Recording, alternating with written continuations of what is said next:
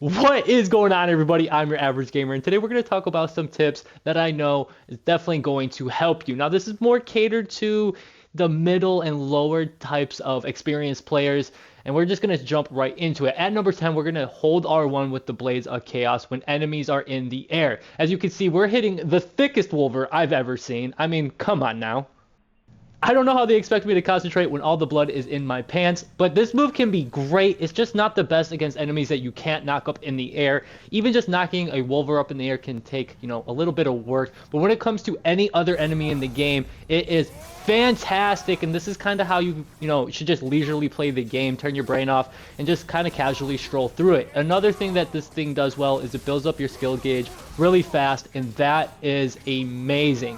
At number 9, a very simple one, but use your Frost Awaken, the hold triangle for your axe, and start with an R2 combo. Just launch them up in the air, because if they're in the air, they cannot hit you. It does work with other weapons as well, so I 100% recommend finding out the weapons that you like and the combos that you like to knock them up in the air. Now, we're moving on to a very, very great tip. The Sigil Arrows and how they're basically used. Now, as you see, all I did was one move and it ended up juggling them, and I didn't even have to do anything. I'm going to walk you guys through what just happened.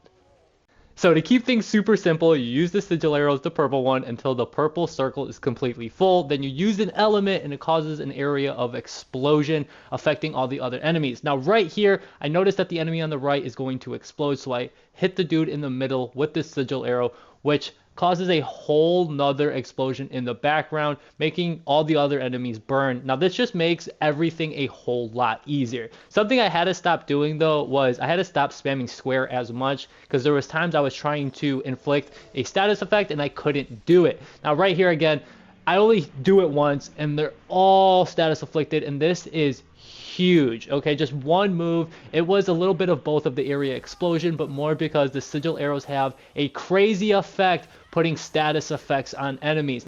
Now that's literally what we're about to talk about next. There's certain moves that have better status affliction than others, and that is a really big deal. If you have a companion with Sigil Arrows, you don't have to worry about anything, because a lot of the moves you do will have a significant impact on the status afflict immediately. Now, if you're running by yourself like in Valhalla or something and you're trying to put a status affliction on somebody, if you're using the Frost Awaken for the axe, I would use R1 to instantly freeze them. Same with the blades, with the Flame Whiplash. If you just press R1, it has a long range as well, but it puts more burn on the enemy way faster.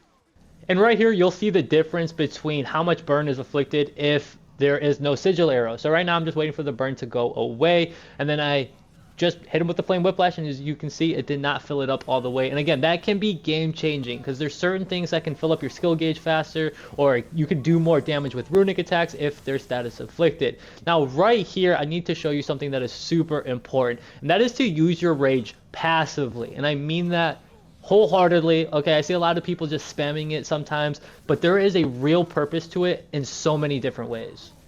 So coming in at number 6, use your rage more to your benefit. Now right here, I wanted to showcase how much it can fill up your skill gauge, your L1 triangle, but I get a little 2-for-1 special. I see a red attack, I activate my rage to cancel it, and as you can see, it fills up my L1 triangle instantly. I then switch to my axe to get the vaporized frost damage done, so if they're burning and you switch to your axe, you will do more damage. Plus the permafrost is great. The damage it does is absolutely insane. I then hold square to interrupt him one more time, and that is the end of the fight. You'll see in this next clip that I use it as much as I possibly can. Now in the DLC, there is a perk to give you rage burst on any blade elimination, and that is super great. And then of course there's other passives that make the rage gained even more insane. Now the one thing I want to showcase right here is I'm trying to keep all the enemies that I see directly in front of me, as well as using kind of all the moves that I've talked about so far. So to burn them, I'm using the hold R1 to keep them up in the air. Right here, I use the rage to get rid of an enemy, just so there's one last enemy right next to me. And then from here on out, I'm just going to use the rage to interrupt him. I am very good with the parry timing, but there's no point in really trying to parry when this rage is just so good, and the range gained in the DLC is absolutely absurd. You don't even have to worry about losing it. Coming in at number 5, another really important one because you can use this to your advantage at any point during the game, no matter who you're fighting. Take advantage of the stun bar and the time it takes to decay. I cannot put emphasis on that enough. I see so many people pressing R3 the minute they see it. Keep in mind, you will not get the finisher until it turns red. Once it turns red, if you press R3, you will instantly finish them. I 100% recommend doing as much damage as you possibly can while that stun bar is going down. If you're able to get the R3 when it's red, push that, eliminate them, and it makes everything so much easier because you're not going to do that much damage to a yellow stun bar. The only time I would press R3 on a yellow stun bar is if you're about to get hit by an enemy because it negates the damage.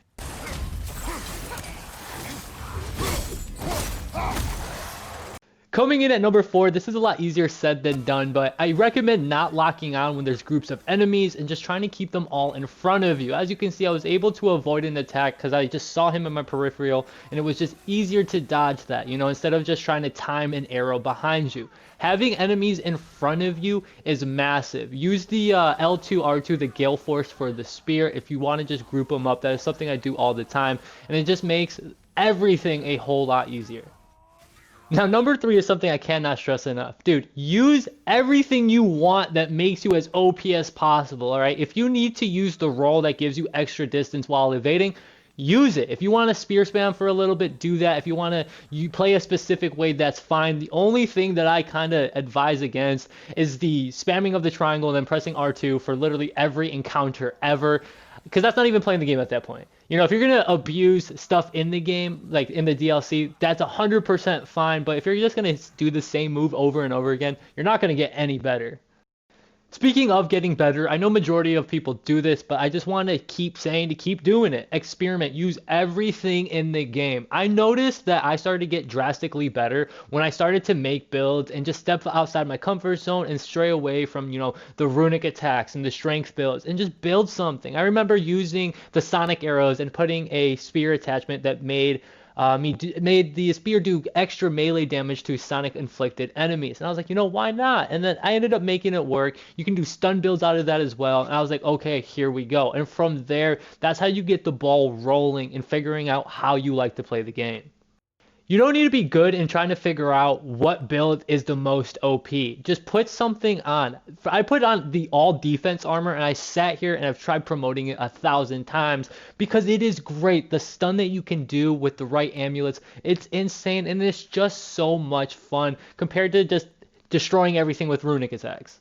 Now, coming in at number 1, this is pretty self-explanatory. Combine everything that you've learned throughout the game all into just one fight and try to see if you can master that. Get used to the timing between the parrying and the dodges. That is like 50% of the game for me because the other 50% is my game knowledge. Things I can do to interrupt an enemy, such as using a runic attack right when I'm about to get hit, or being able to siphon an enemy and put a status effect on them. There's ways that I play that others don't.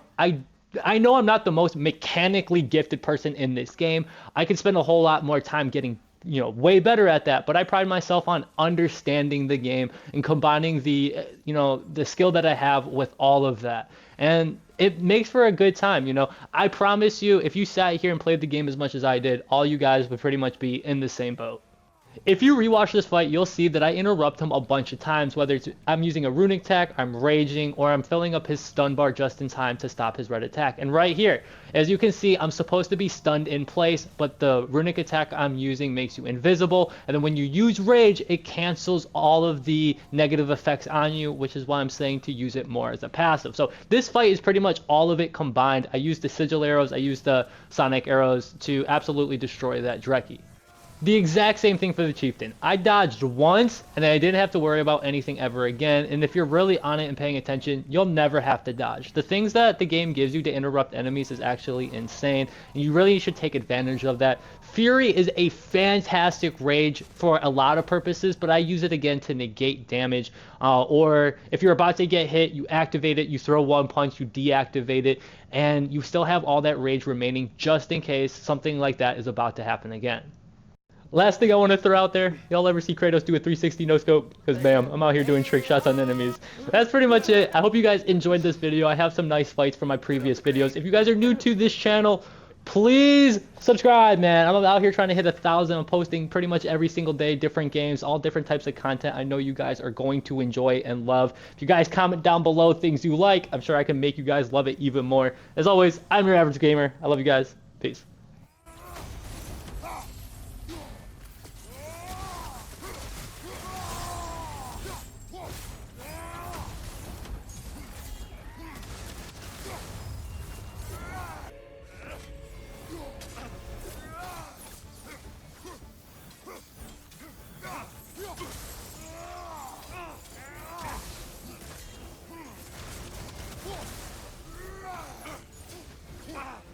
Ah, well done.